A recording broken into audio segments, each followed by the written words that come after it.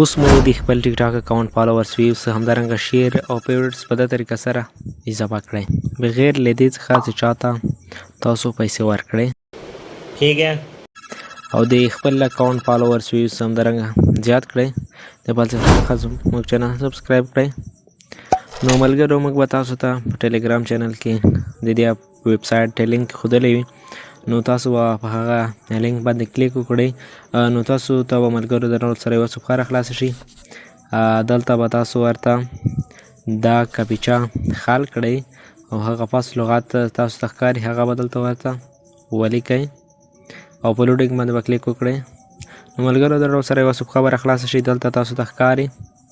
فالوورز هارټس زړونه کمنټونه لیدونکي او همدارنګه